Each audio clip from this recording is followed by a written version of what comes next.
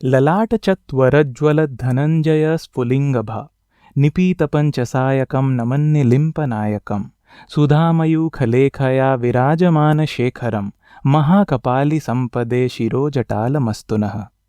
श्लोक में कवि रावण प्रार्थना करते हैं कि हमारा मन सदैव भगवान शिव की आराधना में दृढ़ रहे। वही भगवान शिव जिनके मस्तक पर दिव्य प्रकाश शोभायमान है।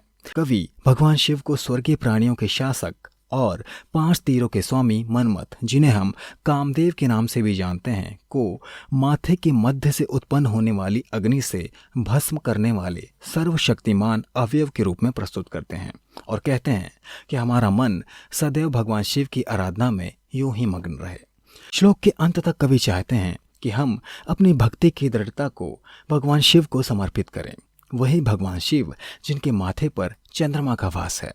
In this shlok, the poet Ravana prays that may our minds be devoutly directed to the Supreme, that is, Lord Shiv, adorned with skull basking in divine radiance.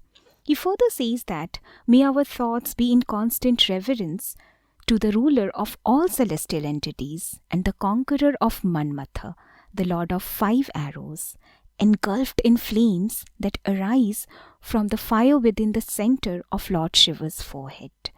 By the end of the shlok, the poet reminds us to offer our complete devotion to the one and only Lord Shiv, whose head is graced by the crescent moon, akin to a vessel filled with sweet nectar. तो यार यहाँ पे मेरे को थोड़ी confusion हो रही है, मतलब कामदेव और मनमथ एक ही भगवान है या फिर अलग अलग नाम है?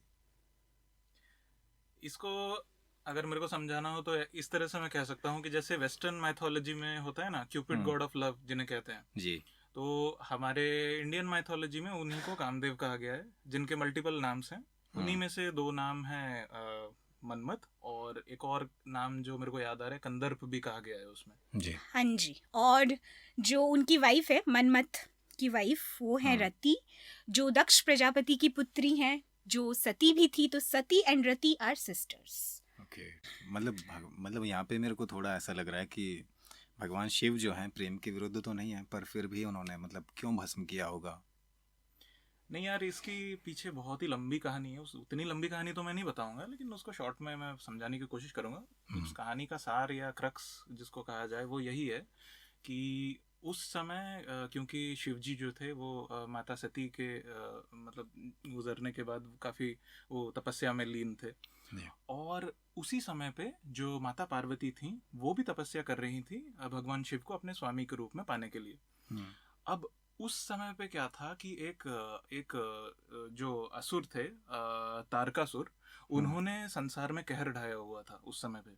तो जो देवताओं के जो राजा कहे जाते हैं इंद्र भगवान थे, वो चाहते थे कि जल्दी से जल्दी इसका समाधान किया जाए। अब उन्हें ये चीज़ पता थी कि इसका समाधान सिर्फ एक ही तरीके से किया जा सकता है कि भगवान शिव और पार्वती जी से जो पुत्र उत्पन्न हो वही उनका वध कर सकता है। और इसके पीछे भी बहुत लंबी कहानी है, उसका भी सार इतना ही है कि वो इसीलिए वध कर सकता है कि वो भी एक शिव जी के ही किसी वरदान की वजह से तारकासुर को ये कोई वरदान मिला था कि शिव की उनका ही जो पुत्र है वो उनका वध कर सकता है जी। तो अब उन्होंने अच्छे दिल से कहा था कि कामदेव को या मनमथ को कि आप उनकी तपस्या भंग करिए या फिर आप वो तीर चलाइए, प्रेम वाला जो बाण है, कि वो माता पार्वती के लिए उनके मन में प्रेम उत्पन्न हो और जल्दी से उनका विवाह हो। और मतलब उनका ये सब करने का मकसद एक ही था कि संसार को तारकासुर के आतंक से बचाया जा सके। तो अब जो इंद्र भगवान के आदेश का पालन करते हुए मनमथ ने वो तीर चलाया। भगवान शिव उस समय पे तपस्या पे लीन थे काफी ज्यादा। तो हुआ यूं कि वो तीर लगा और अब वो बहुत अनफॉर्चुनेटली उनकी तीसरी आंख खुल गई और वो मनमथ उसी समय भस्म हो गया। यही है कहानी। यार मतलब इस कहानी ने तो थोड़ा दुखी कर दिया मुझे, और कंफ्यूजन तो है ही थोड़ी बहुत। कैसी कंफ्यूजन? क्योंकि देखो ये कहानी यहीं पे ख़त्म नहीं होती है। इसके बाद क्या होता है ना कि ये सब कुछ देखकर रति वो भी आप ही की तरह इसी सवाल को लेके कंफ्यूज हो जाती है कि उसके हस्बैंड को ये सजा क्यों मिली, वो तो अच्छा काम कर रहे थे। हाँ, क्योंकि वो अच्छे काम के लिए गए थे। तो ये देखकर वो भी अग्नि में कूदना चाहती थी और तभी शिवजी का क्रोध जो है वो शांत हो गया और उन्होंने उसी वक्त ये वरदान दिया कि जो मनमथ है उनका पुनर्जन्म होगा एंड रति का भी पुनर्जन्म होगा और ये दूसरे जन्म में वो फिर मिलेंगे and they will be together. ऐसे करके उन्होंने इस पूरे सिचुएशन को संभाला और इसको एक हैप्पी नोट पे खत्म किया। यार लेकिन बहुत सारे ग्रंथों और पुराणों के अनुसार जो कामदेव हैं उनका कोई फिजिकल फॉर्म ही नहीं है, ही इज फॉर्मलेस एक्चुअली। ठीक है, उस फॉर्म में भी वो आई मीन फॉर्म ही नहीं है जब ऐसे भी वो एग्जिस्ट करते हैं देखा जाए तो ये भी एक काफी ताज्जुब की बात है। बाकी इसके पीछे का साइंस के बारे में तो मुझे आइडिया नहीं, आप क्या बताना चाहेंगे इसमें? देखो साइंस तो बहुत कुछ है, इसके पीछे पूरी न्यूरो साइंस है जो मैं अभी अगर चर्चा करना चाहूँ कर सकती हूँ, बट काफ़ी बोरिंग और लेंदी कॉन्वर्सेशन हो जाएगा। तो इसलिए आज एक बड़े ही प्यारे से मैसेज के साथ मैं ये समझाना चाहूँगी इस पूरी घटना में, ये पूरी जो कहानी है यहाँ पर देखो बात ये है ना कि जो मनमथ कामदेव हैं, he was considered more as the god of lust than love.